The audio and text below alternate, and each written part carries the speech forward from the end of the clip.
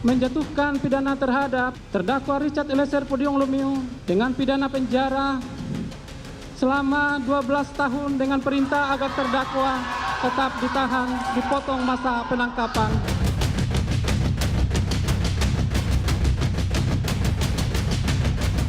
Kita serahkan pada kebijaksanaan hakim sebagai kata pemutus, sebagai wakil Tuhan di dunia, dan kita berharap agar Eliezer bisa mendapatkan haknya sebagai seorang justice collaborator.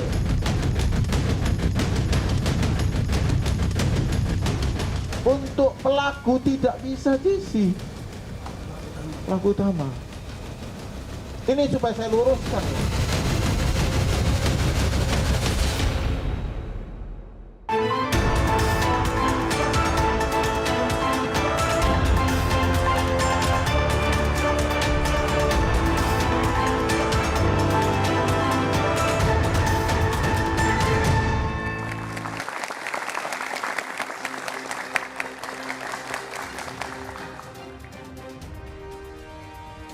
Selamat malam saudara, pekan depan semua terdakwa kasus pembunuhan Yosua termasuk Eliezer akan menerima vonis hukuman.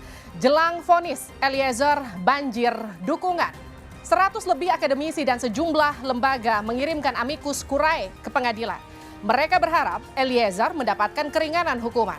Pasalnya Eliezer sudah berkorban dengan menjadi justice kolaborator sehingga kasus pembunuhan Yosua jadi terang. Eliezer juga dianggap hanya menjalankan perintah atasan, tak berniat menghilangkan nyawa orang. Apakah gelombang dukungan ini bisa meringankan hukuman Eliezer? Untuk membahasnya sudah hadir sejumlah narasumber di Studio Dua Arah. Kita sapa satu persatu. Selamat malam Gayus Lumbuun, Prof. Selamat malam, Prof. Hakim Agung periode 2011-2018. Selamat datang. Selanjutnya kita sapa Ahmad Sofyan, pakar hukum pidana. Selamat malam. Selamat malam. Selanjutnya Martin Lucas Simanjuntak, kuasa hukum Yosua Huta Barat. Selamat malam. Dan Bung Roni Talapesi, kuasa hukum Richard Eliezer. Selamat malam. Selamat malam, Horas. Dan tentu kehadiran teman-teman mahasiswa semakin menyemarakan Studio Dua Arah. Ada teman-teman mahasiswa dari Universitas Indonesia, Universitas Tarumanegara, Politeknik STMI, Politeknik APP Jakarta, dan UIN Syarif Hidayatullah Jakarta. Saudara, inilah Dua Arah. Bisakah Eliezer divonis ringan? Saya Liviana Cerlesa. Jelang vonis yang bakal dibacakan 15 Februari mendatang, terdakwa Richard Eliezer lagi banjir dukungan. Ratusan akademisi, guru besar, dan dosen dari universitas terkemuka di tanah air bergabung dalam Aliansi Akademisi Indonesia untuk menyatakan diri sebagai sahabat pengadilan atau amicus curiae untuk terdakwa Richard Eliezer. Saya ingin menekankan bahwa posisi justice collaborator dalam kasus yang sangat pelik semacam ini posisi yang sangat kunci dan harus dibela. Tidak mungkin tidak dibela.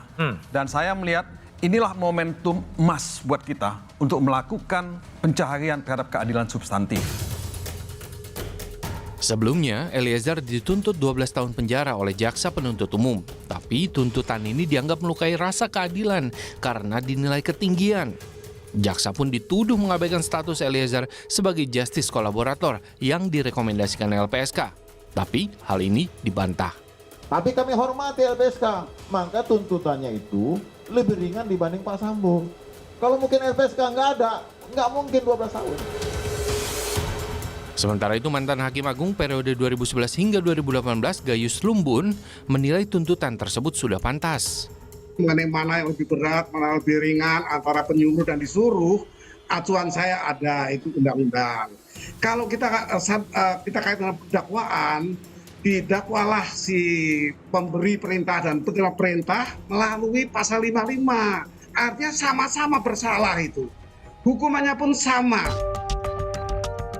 Nah, di sisi yang lain yang sama-sama mantan Hakim Agung, Joko Sarwoko punya pandangan berbeda. Hakim Agung periode 2004 hingga 2013 ini mengatakan Eliezer seharusnya dapat keringanan hukuman, bahkan bisa dibebaskan.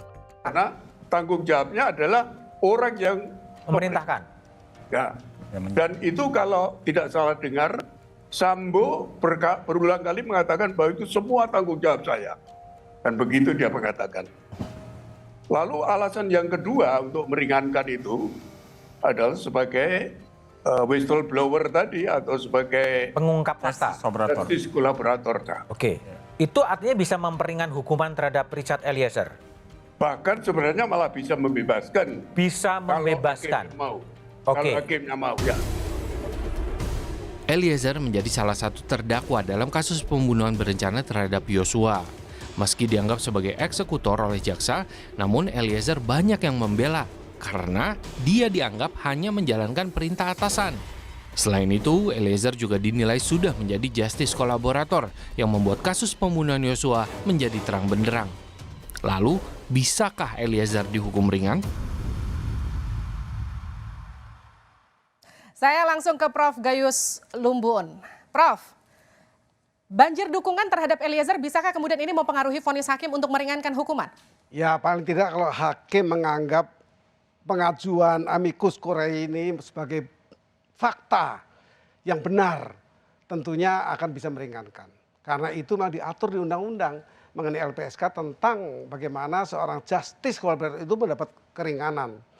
Tetapi yang saya ingin katakan adalah lembaga peradilan ini kan tidak saja semata-mata memperhatikan apa yang disebut sebagai amicus curiae yang terdiri dari beberapa tokoh dari akademisi.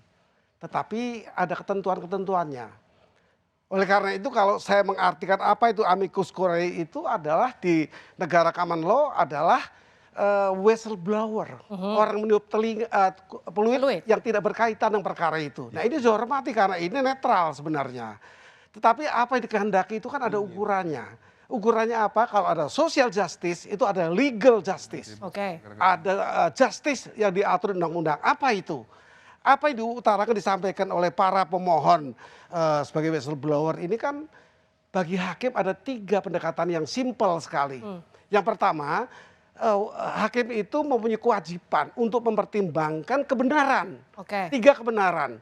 Kebenaran filosofis, kebenaran sosiologis. Nah, sosiologis itu masuk di amicus curiae ini. Oke, saya masuk ke amicus curiae. Pernah nggak dalam satu proses pidana, Prof, dalam sistem peradilan di Indonesia ada sekitar lebih dari 100 amicus curiae dalam satu kasus saja? Jutaan ada. Jutaan ada? Jutaan ada. Jadi ini bukan kasus pertama yang dengan segitu banyaknya kalau amicus cuma curiae. 120 kira-kira itu kan tidak terlalu banyak untuk perkara sebesar ini. Oke. Yang hadir tapi ya mungkin dukungan lain ada. Bentuknya bisa bilang itu yang banyak itu kan apa saja digerakkan oleh massa itulah bentuk dari keadilan sosial. Amicus curiae itu di situ. Hanya bahasanya dipinjam bahasa kuno karena Latin. Bahasa itu adalah peluit, peniup peluit supaya orang tahu. Nah, saya akan tambahkan tadi baru 2. Ada wajib mempertimbangkan kebenaran yuridis. Nah, apakah di yuridis ada tidak kebenaran?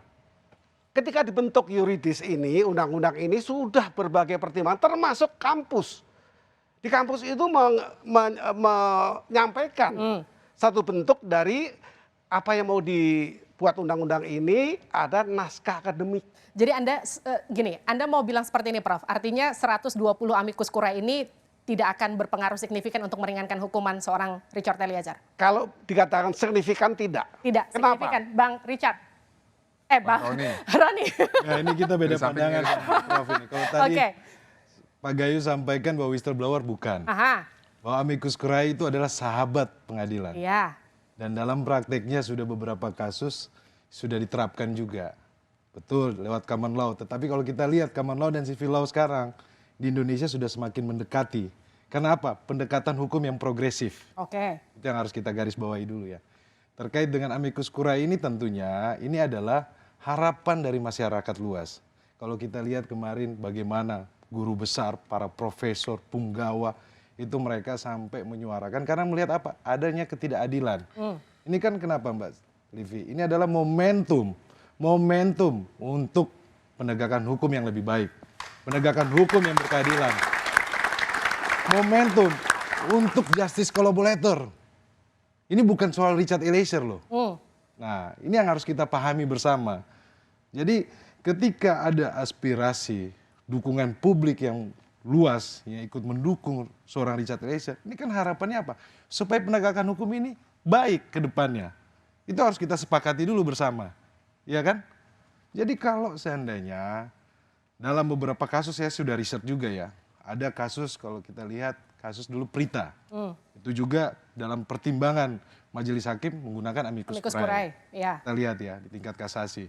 Terus ada beberapa kasus yang lainnya juga. Kalau kita lihat juga dulu waktu Tempo melawan Soeharto. Itu juga amicus curiae dari beberapa teman. Jadi dan saya lihat bahwa pengadilan terbuka atas itu kan.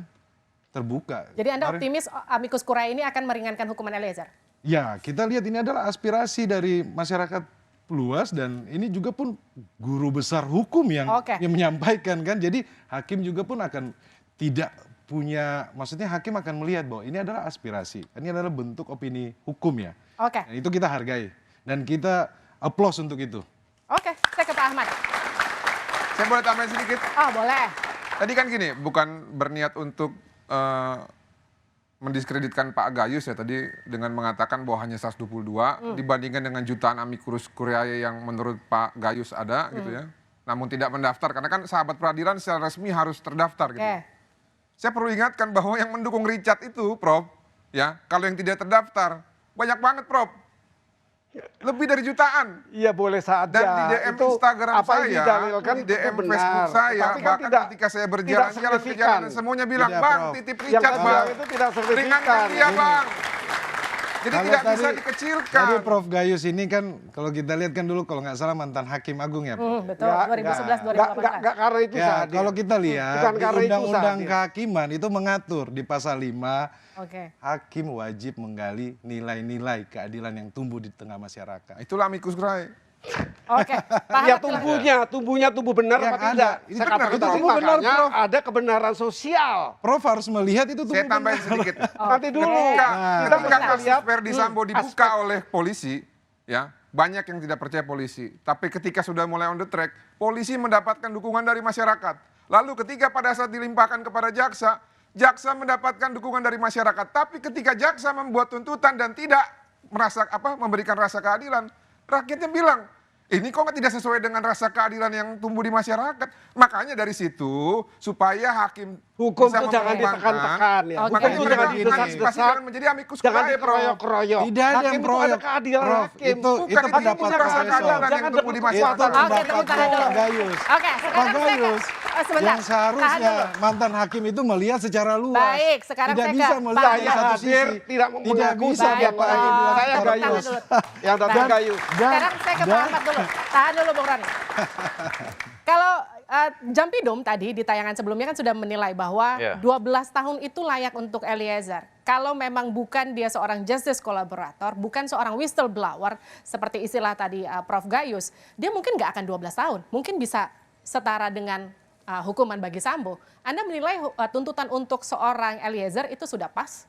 Begini, kalau saya ngelihat dari perspektif jaksa ya. Jadi kalau jaksa itu ngelihat kan 3 elemen. Pertama adalah aspek faktualnya, yang kedua adalah normatifnya dan doktrinalnya. Jadi dia belum melihat pada aspek moralitas dalam konteks kasus secara keseluruhan. Jadi dengan 3 elemen itu, dia tidak menemukan bahwa ada sisi moral dari yang namanya si terdakwa. Iya. Tidak melihat itu dan tidak mempertimbangkan itu. Yang mempertimbangkan itu nanti adalah hakim. Sehingga angka 12 tahun itu adalah perspektif subjektif dari jaksa penuntut umum. Kalau kita baca kesimpulannya dari halaman 845 atau 846 ya. Kalau nggak silap ya dari tuntutan jaksa terhadap Eliezer. Itu kalau kita baca poin 1 sampai poin 5 atau 6 dalam kesimpulan itu, dia mengutip pandangan atau keterangan dari Eliezer. Ya, dalam kesimpulannya itu. Kemudian di dalam alasan yang meringankan, dia menyatakan juga bahwa Eliezer adalah orang yang membantu, yang melakukan pembunuhan tapi juga membantu dalam mengungkap kasus itu. Atau dalam bahasa kita atau bahasa publik adalah justice collaborator. Nah, di sisi lain, tuntutan 12 tahun itu yang dibuat oleh jaksa, dasarnya adalah pertimbangan-pertimbangan faktual tadi itu. Jadi menurut Anda sudah tepat 12 tahun? Kalau dalam perspektif jaksa tentu, tapi dalam perspektif hakim belum tentu ya. Kenapa? Karena dia tidak mempertimbangkan moral. Moral Artinya itu kalau misalnya begini. ada pertimbangan moral ditambah Ya, jadi lagi pertimbangan moral itu misalnya kan ngelihat dari sosok orang yang melakukan perbuatan itu. Benarkah dia ini sosok orang yang jahat atau tidak? Oke. Nah, jaksa kan tidak mempertimbangkan itu. Yang dia pertimbangkan adalah kesalahan. Kesalahan itu ada kesengajaan dan ada kealfaan. Dia melihat bahwa Eliezer adalah salah. Salah dalam konteks sengaja. Mengetahui Willen dan Weton. Itu dikutipnya dari pendapat siapa? Ruslan Saleh di dalam kesimpulannya. Tapi kan para guru besar yang sekarang mendaftarkan sebagai amicus curiae ini menyatakan bahwa Eliezer hanya melakukan tindakan atas perintah atasan. Artinya sebetulnya ini bisa jadi, ini perdebatan panjang. Ini perdebatan panjang. Apakah itu perintah atasan yang sah atau tidak? Para ahli yang hadir di pengadilan punya pandangan yang berbeda.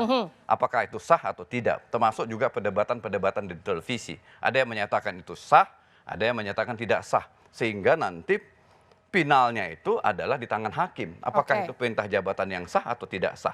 Demikian juga apakah itu ada daya paksa? Karena Sambo bilang tembak, itu kan? Apakah itu daya paksa atau bukan? Apakah dia punya kemampuan untuk menolak perintah tersebut, daya paksa tersebut? Boleh saya tambahin? Ya. Boleh. Silakan Bung Roni dulu. Jadi gini, kita jangan lihat dari pasal 55. Kita lihat dari pasal 340. Barang siapa dengan sengaja dan dengan rencana terlebih dahulu. Baik. Niat jahat dan rencana. Siapa yang pertama kali punya niat jahat? Siapa yang pertama kali merencanakan? Pasti bukan Richard. Karena dia hanya Barada. Lalu yang berikutnya, apakah kalau tidak ada Richard, perbuatan ini tidak terjadi? Enggak juga. Ajudan Ferdi Sambo banyak, tinggal diganti. Bisa Saddam, bisa Romer, bisa si Kuat, bisa si Daryanto. Ada yang menolak. Enggak. Tapi ada yang menolak. Dan dari yang menurut banyak saya, itu ada yang menolak. Kita salah kalau menempatkan Richard itu sebagai pelaku utama. Dia bukan pelaku utama, dia pelaku. Tapi bukan pelaku utama. Saya pikir LPSK juga tidak akan tidak cermat gitu dengan memberikan rekomendasi kalau dia pelaku utama. Jadi kalau kita mau mendefinisikan ataupun mengasosiasikan pelaku utama, jangan lihat dari pasal 55-nya. Lihatlah dari pasal 340-nya dengan sengaja dan dengan rencana terlebih dahulu. Siapa yang kualifikasinya paling cocok ke situ? Ferdi Sambo dan juga Putri. Berdasarkan pembuktian di depan persidangan dan juga kesimpulan jaksa melalui surat tuntutan. That's it, udah itu aja. Iya, jadi memang tidak sama. Memang tidak sama. Tadi kan disebutkan kalau dia tidak mendapat predikat justice collaborator sama dengan Jadi begini, kalau itu kita berbeda pandangan karena Sambo itu 2 perkara, Mbak. Itu kumulatif. Jadi tidak bisa disamakan. Kalau saya mengikuti dari awal, Gayus statementnya ada 3 peristiwa yang tidak bisa dipisahkan. Saya dulu sangat bangga dengan statement Pak Gayus. Tetapi di ujung sekarang Pak Gayus bilang harus dipisahkan. Itu yang membuat saya bingung. Dipisahkan yang mana? 3 peristiwa. 3 peristiwa itu kan penembakan dan OJ. Keterkaitan. Dulu itu menjadi landasan saya untuk membangun konstruksi pembelaan saya. Tetapi sekarang Prof Gayus tidak. Saya tidak pernah berbeda dengan statement saya yang lama. Tidak pernah. Ini keyakinan saya. Saya ikuti. Sekarang silakan. Saya mau mempertanyakan statement Anda, Bung Roni. Ada satu statement Anda gini, harusnya Eliezer itu dilepaskan, bukan dibebaskan. Kenapa begitu? Nanti dijawab usai jeda di 2.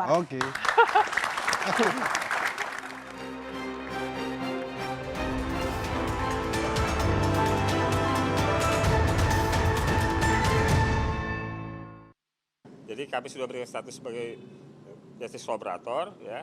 Dengan status itu tentu soal pemisahan tahanan, soal nanti pemisahan pemberkasan itu menjadi bagian yang menjadi perhatian dari penyidik dalam proses penyidikannya.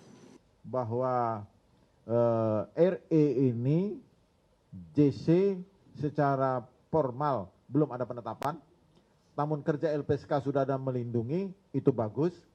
Dan tentang nanti hakim akan mempertimbangkan menjadi YC akan keluar penetapan mungkin dalam putusan, saya persilakan majelis hakim untuk itu menangnya dan hakim tahu apa yang harus dilakukan.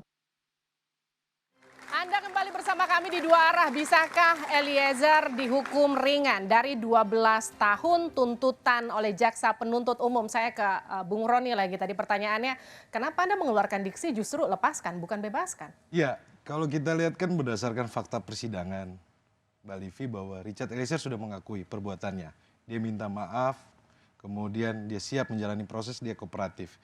Dalam proses pembuktian ini kan sudah terlihat. Perbuatan Richard Eliezer, ya diakui.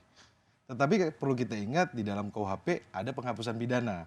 Di mana konstruksi hukum saya adalah pasal 51 ayat 1. Di situ jelas terkait dengan perintah. Fakta persidangan sudah menjelaskan secara de jure, de facto, Richard Eliezer bertugas ada surat dinas, kemudian secara de facto Richard Eliezer dikuasai oleh Verdi Sambo. Kemudian dari aspek psikologi, dari ahli dari jaksa penuntut umum, Bu Reni juga menyampaikan dia punya tingkat kepatuhan yang tinggi.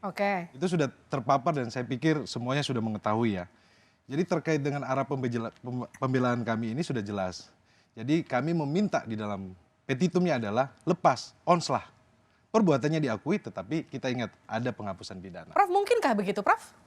Semua sangat mungkin. Lepas, bebas, dihukum berat, itu mungkin. Sangat mungkin. Semua tidak bisa ditafsirkan dengan matematika. Bahwa karena berapa tahun ancamannya, tidak bisa. Hakim punya pandangan kebenaran hakim secara adil. Jadi meskipun tuntutannya 12 tahun, maaf saya potong ya Prof. Dari 12 tahun tuntutan jaksa, mungkinkah hakim kemudian memutuskan dengan mempertimbangkan fakta yang terjadi, kemudian dengan segala hasil persidangan, dia kemudian memutus bebas? Saya mencontohkan yang sudah terjadi. Bahwa justice kolaborator itu banyak ditolak oleh hakim. Ya. Ini kan kita melakukan satu transplantasi hukum namanya. Dari Amerika Serikat, common law system kepada Indonesia. Jumlah kasusnya baru 200-an sebagian besar tipikor. Memang tipikor, di sana tipikor. Artinya apa? Tujuan utama dari undang-undang dibentuk ini untuk mengembalikan kerugian negara. Mengejar kemana dilarang korupsi itu. Jadi Prof mau ngomong ini belum tentu diterima. Saya koreksi. Kalau riset saya itu ada 2.000 kasus Prof. Dari 2011. Itu ada 2.000 kasus. Ada kasus tipikor, ada kasus pidana umum. Kemudian ada kasus narkotika. Jaksa paling banyak menggunakan kasus narkotika untuk GC. Saya punya data, saya riset. Boleh saya lengkapi? Jadi itu kita koreksi. Saya praktek, Anda riset saya praktek ya. Jadi artinya nggak bisa, kita kan berdasarkan fakta, Pak. Iya, data. Kita berbeda-beda apapun. Harus berdasarkan data. Berbeda apapun saya ladeni. Ya, saya siap untuk menghadapi apapun. Silakan dilanjut dulu. Oke, Prof. Saya lengkapi gini, tadi kan Prof Gayus mengatakan peluang lepas, peluang bebas, peluang dihukum berat, semua terbuka dengan lebar. Tapi Prof lupa satu, peluang dihukum ringan. Nah ini sesuai dengan keinginan keluarga. Sesuai dengan landasan yuridis pasal 10A Undang-Undang 31 tahun 2014 mengenai LPSK. Nah ya sudah, apalagi yang mesti kita perdebatkan? Ada undang-undangnya, ada pasalnya, ada juga ketentuan di dalam KUHP ya yang mengatakan apabila ada undang-undang baru maka digunakan yang lebih menguntungkan kepada terdakwa. Nah, permaafan dari keluarga sudah diberikan di depan persidangan oleh Richard.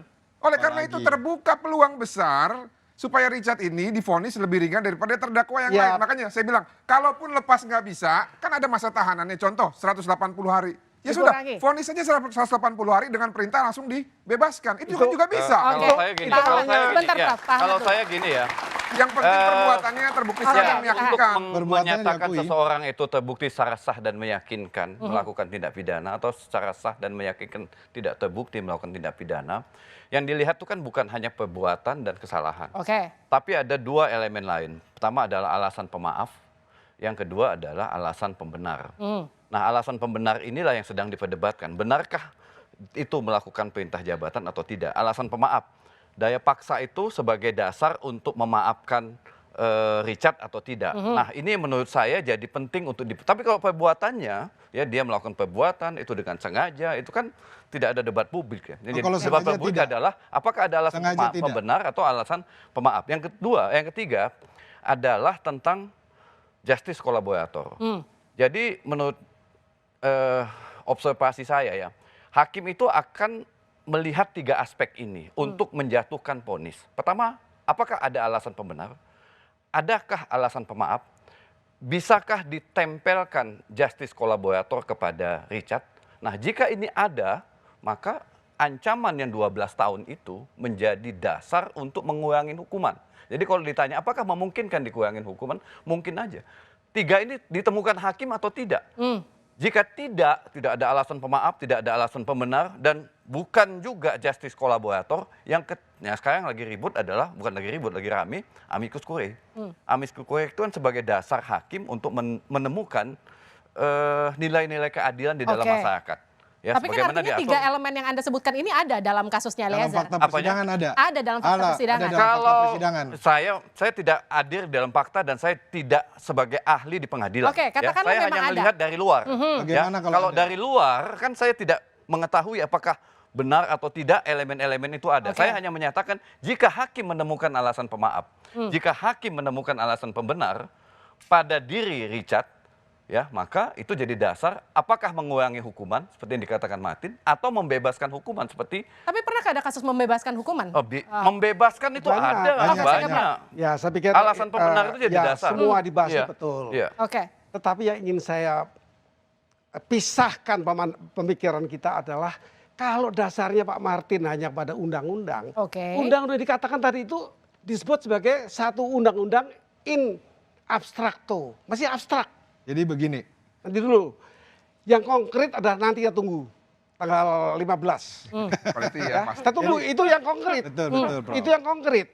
Ini kan perdebatan yang pepesan kosong, masih abstrak. Karena hukum yang dipakai pun masih abstrak. Dalam tuntutan kita punya pledoi. Dalam pledoi jaksa menjawab dalam replik. Replik itu jaksa menjelaskan bahwa saya tidak punya kepentingan karena saya bukan pembela. Jadi saya tidak kadang-kadang punya kita kepentingan bingung, karena saya tidak ada terkait yang sedikit mau pun. ada yang mau supaya Richard Eliezer hukumannya tinggi. Ini yang buat kita bingung. Kenapa? Karena gitu kan kita punya kepentingan nih. Kita kan sebagai pelapor dan masyarakat dan juga amikus curiae juga kepentingan terhadap apa? Terhadap rasa keadilan. Jadi penting. Semua pihak Semua kita punya kepentingan di sini. Bukan cuma social justice. Ya, tapi jadi betul. kalau ada pihak yang mau keadilan. Richard dituntut tinggi dan dihukum tinggi, ini yang tapi jadi keadilan pertanyaan. itu Kenapa? abstrak loh. Ya, keadilan itu bisa keadilan menurut masyarakat, bisa keadilan menurut korban, bisa keadilan menurut pelaku. Tapi kalau ketika Dan, masyarakat sama itu yang korbannya sudah satu suara, kemudian menurut bagaimana? saya hakim dalam posisi bimbang saat ini. Yang mana mau dipertimbangkannya Kembali untuk kepada kasus fakta. Richard. Kalau yang lain mungkin udah clear ya. Untuk bicara Richard fakta ini pasti persidangan. dia bimbang. Apakah dia mau menerima amikus curiae dari tokoh-tokoh masyarakat sebagai dasar menyatakan inilah keadilan di dalam masyarakat. Tapi dengan kasus sebesar ini, seberapa besar juga resiko potensi hakim justru akan berputusan Kalau dalam untuk kasus sebaliknya? ini saya yakin ya, dalam tingkat pertama hakim akan mengambil jalan aman untuk dirinya dan karirnya. Saya yakin. Oh tidak bisa, tidak bisa Pak. Tapi jalan aman ya. Tidak menurut boleh pandangan menyimpulkan, saya, seolah-olah dia langsung akan menyimpulkan melihat- karir, tidak bisa. Tapi kan gini, kalau Tidak bisa, kita tidak boleh seperti itu. ini Itu kan pandangan saya. itu personal Kita berbeda, jadinya. kita sama. Tidak boleh Pak. Itu masalah karir Saya kira tidak itu boleh bukan disinggung masalah di karir sini. juga. Ini kan masalah rasa keadilan. Rasa keadilan. Hakim juga punya hati nurani. Dan juga ada landasan yuridisnya. Jadi bukan masalah karir saya pikir ini masa depan bangsa ke depan. Dan yang peduli bukan hanya hakim, tapi juga Gini, masyarakat dan karir juga itu keluarga korban. ditentukan oleh seberapa kuat dia menangkap keadilan dalam masyarakat. Karir itu adalah bicara internal. Ya, Kita tidak bicara dalam ruangan terbuka dalam seperti konteks ini. putusan Kita karir harus juga menghargai menentukan. hakim. Sekarang gini, Kita harus hormati hakim, lembaga dalam peradilan. persidangan ketika jaksa membacakan tuntutannya, di situ juga, koreksi saya kalau salah Bung Roni ya, jaksa sempat menyatakan bahwa Eliezer tidak bisa jadi JC karena juga dianggap sebagai pelaku utama. Iya, di dalam... Nanti dijawab saja dari dua. Oke.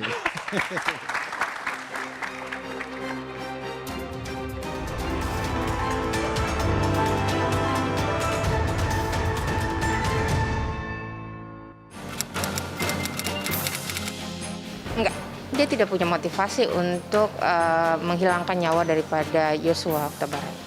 Ditanya layak apa tidak, dari sisi hukum layak. Karena terlibat berdasarkan bukti-bukti yang ada ya. Menurut saya sih kurang pantas. Karena dia kan sudah menjadi justice kolaborator. Justru malah harusnya dikurangi masa tanah. Enggak layak. Soalnya kan dari LPSK juga udah menerangkan Eliezer itu udah justice collaborator. Kalau nggak ada Eliezer mungkin ini kasus nggak kebuka. Harusnya lebih ringan dari yang terdakwa yang lainnya gitu. Kalau menurut aku pribadi, bagaimanapun juga Eliezer itu pelaku penembak. Dia wajar dihukum. Untuk hukuman 12 tahun itu saya rasa sih mungkin hakim bisa pertimbangkan lagi karena kan dia juga ikut membantu dalam penyelidikan. Oke, itu kata masyarakat.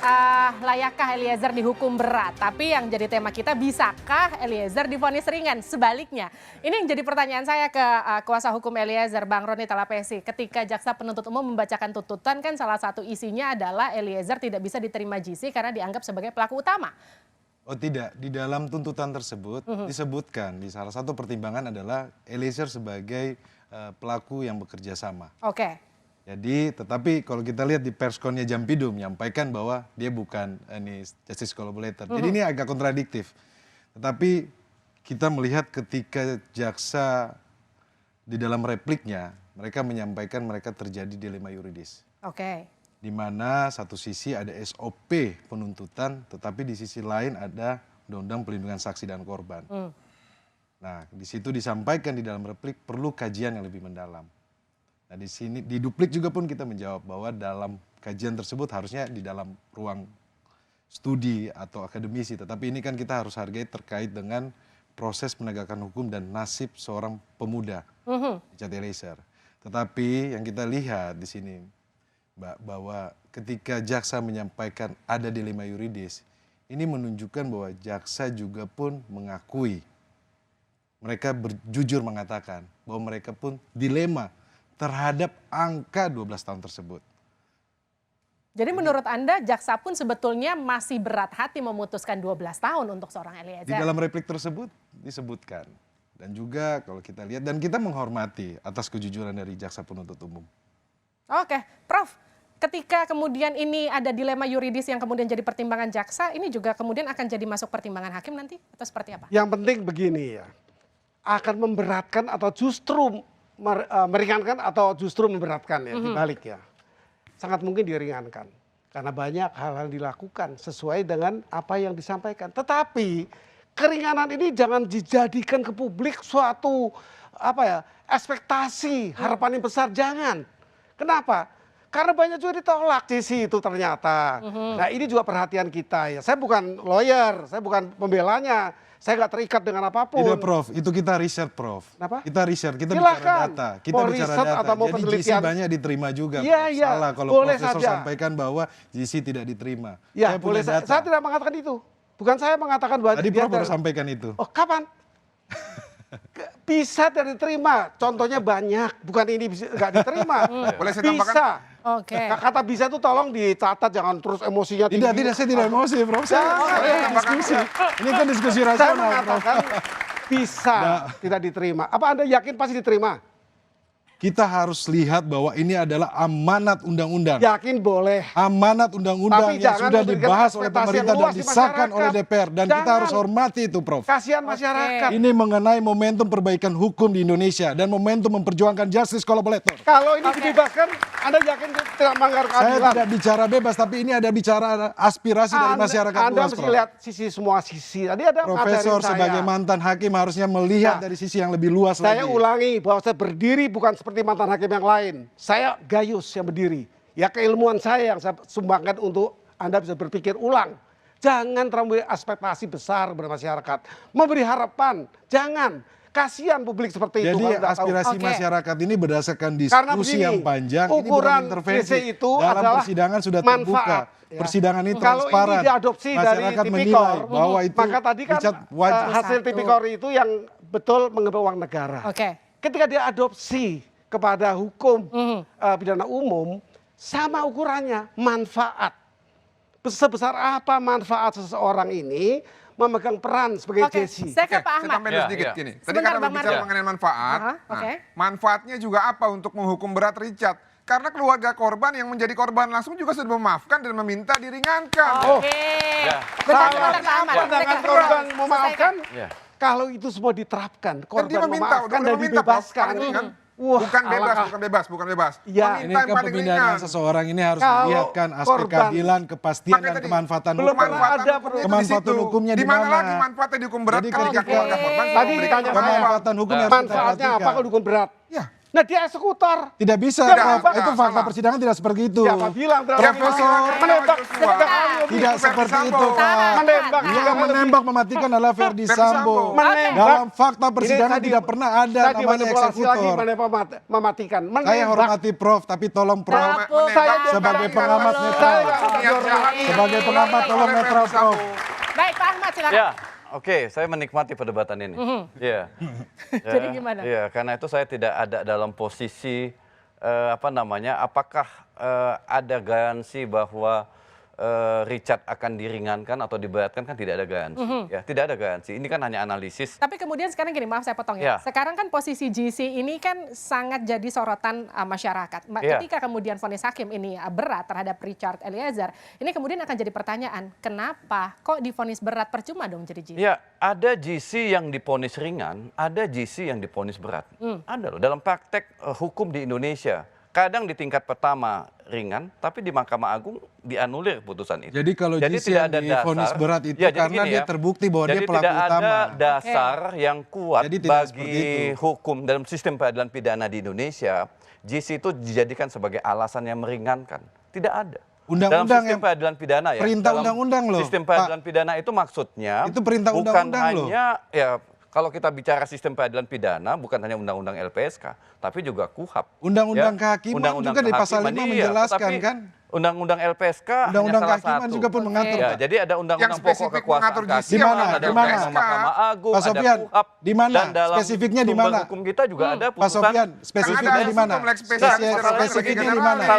Tolong jelaskan kepada saya. Spesifiknya di mana, Salah satu sumber hukum di Pak Indonesia Sofian, itu adalah spesifiknya di mana? Bukan hanya undang-undang. Yang boleh jurisprudensi itu bukan sumber hukum jurisprudensi di Indonesia itu beda-beda. Yang boleh kita harus lihat dong spesialisnya yang boleh sudah diatur di Undang-Undang Perlindungan Saksi Korban. Tidak hanya LPSK, jaksa boleh. Oke. Ya, penyidik boleh. Artinya dalam hal ini udah disuarakan, saya juga ingin menyuarakan.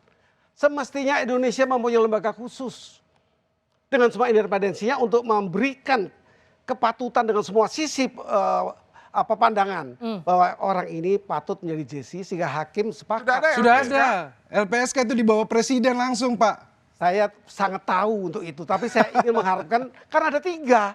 Ya betul LPSK, tapi 3-tiganya bisa. LPSK itu lahir dari buah reformasi dan kita harus hormati dan harus kita hargai bersama. Selalu itu adalah buah reformasi. Kalau mengaitkan keroyokan orang, jangan begitu. Ini di otak kita yang bisa berpikir, bukan banyaknya orang. Tidak ada keroyokan, Pak. Ini diskusi rasional. Ini fakta bahwa yang ditangkokkan itu ke Undang-Undang LPSK. MA pernah buat SEMA. Oke. Nah, artinya apa? Itu semua lembaga-lembaga yang tidak fokus satu pekerjaan atau tugas untuk menempatkan seseorang itu bisa menjadi JC. Sehingga tadi bisa diuraikan, apakah Eliezer patut nggak jadi JC? Seperti itu kan, dia itu penembak. Saya nggak bilang mati ya, jangan tuduh saya selalu begitu. Ya tadi Prof bilang eksekutor, makanya saya keberatan. Eksekutor. Tidak Prof, fakta persidangan tidak seperti itu Prof. Itu cuma aja ada di tuntutan. Di dakwaan tidak pernah menyebutkan Richard Eliezer sebagai eksekutor. Tapi kenapa di dalam tuntutan ada eksekutor? Itu jadi pertanyaan kami. Ya terserah, nyatanya seperti itu. Publik udah dengar kok, makanya itu eksekutor. Tadi nggak dengar seperti itu Prof. Kita bicara sama-sama. Ada tolong Prof. Kalau profesor harusnya netral. Ini pertanyaan saya lagi ke Bung Roni. Bung Roni, ketika dulu sebelum tuntutan jaksa, Anda yakin Eliezer itu akan dituntut ringan? Dan sekarang keyakinannya muncul lagi, vonis hakim akan meringankan Eliezer. Lalu bagaimana ketika vonis hakim nanti akan sebaliknya, seperti tuntutan jaksa? Semua proses sudah nanti dijawab saja di dua arah.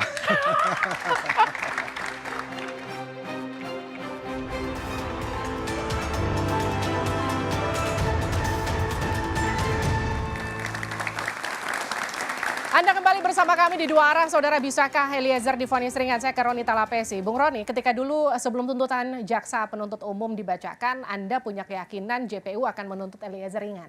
Sekarang keyakinan yang sama muncul sebelum vonis hakim. Bagaimana ketika vonis hakim juga justru mematahkan keyakinan Anda dengan vonis berat untuk Eliezer? Mbak Livi, kita harus selalu optimis bahwa penegakan hukum ke Indonesia semakin hari semakin baik.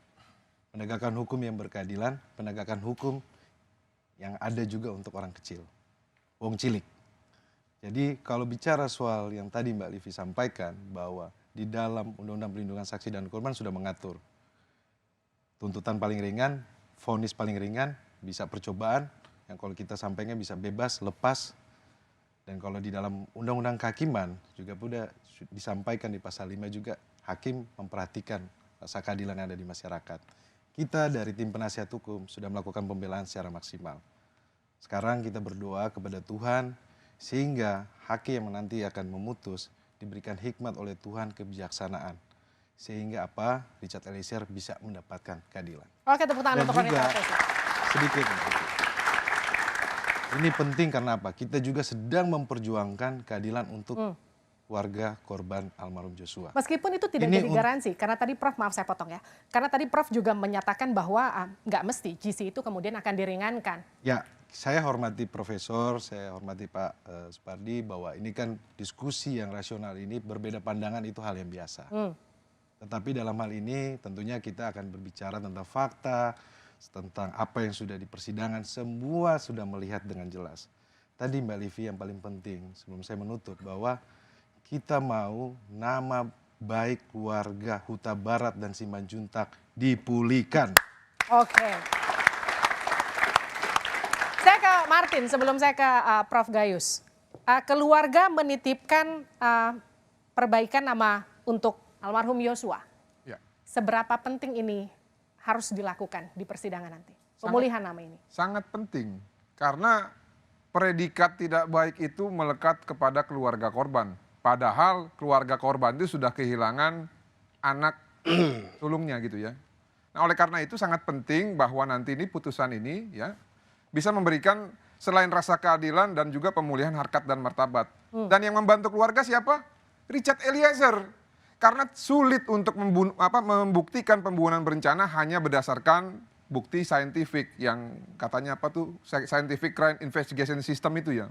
Karena faktanya gini Mbak Livi, kita balik lagi ke tanggal 5 Agustus ketika Richard Eliezer ditetapkan sebagai tersangka dengan hanya satu pasal 338 dengan ketentuannya itu adalah tembak menembak.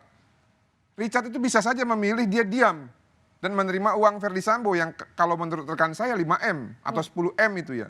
Apa nggak kenyang itu Richard?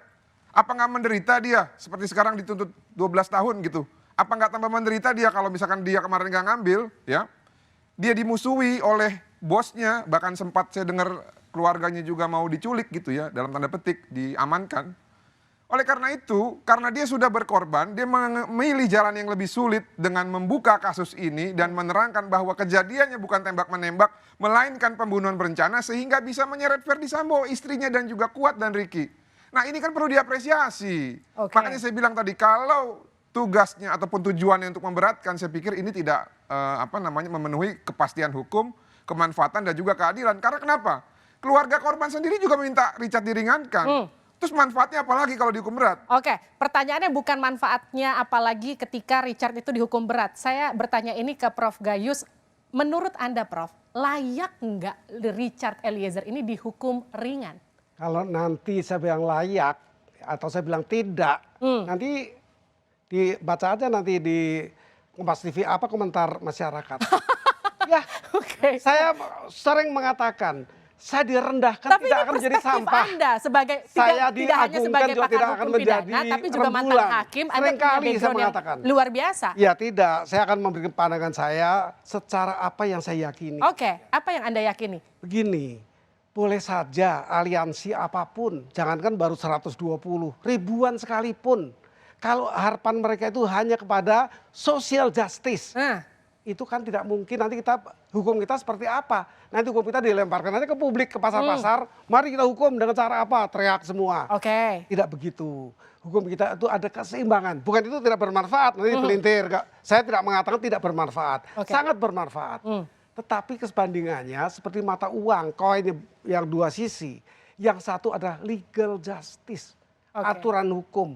Tadi kalau dipersoalkan, dia nembak atas perintah. Nah, disampaikan juga oleh ahli tadi, perintah yang mana? Perintah sah apa tidak? Yang mempunyai kompetensi apa tidak? Ini persoalan hukum. Ini diatur, jadi diatur dengan etika. Baik. Apakah etika nggak ada aturannya? Ada. Perpol, Perkap mengatur tidak boleh perintah yang melanggar. Terkait Perkap.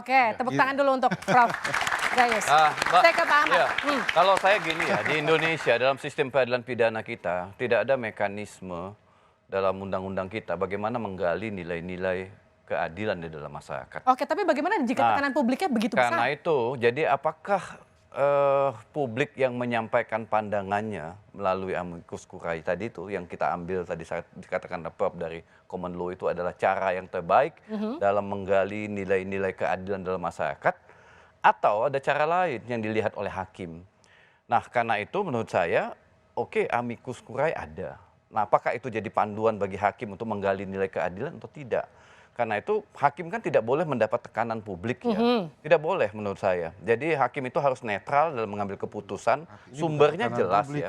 Bahan hukumnya jelas. Dari dakwaan, dari eksepsi, dari putusan sela, dari pledoi, dari alat-alat bukti yang disajikan di pengadilan, barang bukti dan itu semuanya. bukan tekanan publik loh, Mbak. Ya kan? Kalau itu adalah sahabat pengadilan, datang ke pengadilan, mereka sering diminta untuk harus vonis mati atau harus bebas. Itu kan kepastian salah loh ini.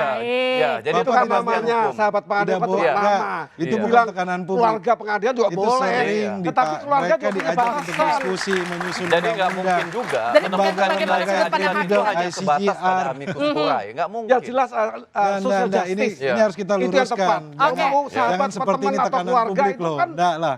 Tempatnya sendiri menyebut namanya itu. Ini namanya social movement. Baik. Timbul dari bawah ke atas. Oke, tepuk tangan untuk semua narasumber saya pada malam hari ini. Tapi drama kasus pembunuhan berencana terhadap Yosua itu memang akan segera paripurna. Entah ini klimaks atau anti klimaks nanti tergantung bagaimana hakim di 15 Februari khusus untuk Richard Eliezer. Majelis hakim itu akan memutus hukumannya untuk para terdakwa. Kita semua berharap putusan majelis hakim ini akan memenuhi rasa keadilan di tengah masyarakat. Tak hanya keadilan yuridis, tapi juga keadilan sosiologis. Saya Liviana Cerlisa, kita jumpa lagi minggu depan di Dua Arah. Sampai jumpa.